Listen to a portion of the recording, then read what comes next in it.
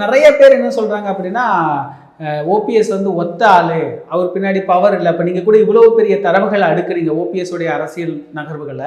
ஆனாலும் அவர் வந்து ஒரு வீழ்ச்சி அடைந்த ஒருத்தர், தோற்று போனவர், அவர்னால எதுவும் பண்ண முடியாது, திமுக வந்து பெரிய தவறு பண்ணுவாங்க ஓபிஎஸ் கூட சேர்த்துக்கிட்டா அப்படின்னு எல்லாம் ஒரு பார்வை முன் வைக்கிறாங்களா? அதெல்லாம் சரியான முறையில் இருக்கா? அப்படி நடந்துருமோ?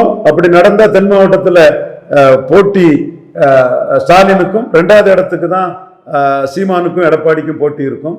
ஏற்கனவே சீமான் எடப்பாடிய 30,000 ஓட்டு அதிகம் பெற்றிருக்கிறாரு.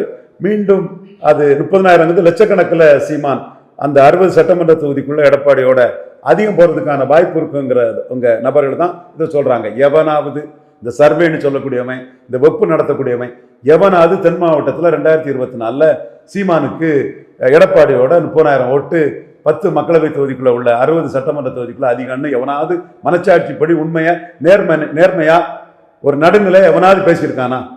இல்லை விளவங்கோட்டில் ஜெயலலிதா உயிரோடு இருக்கும்போது நோட்டா கீழே போன சீமான் கிட்டே ஒரு 4வது போயிட்டாருன்னு எவனாவது பேசியிருக்கானா? அப்போ அப்படி பேசாதவங்க உள்நோக்கத்தோட பேசக்கூடியதுதான், தரவுகளோட பேசணும்.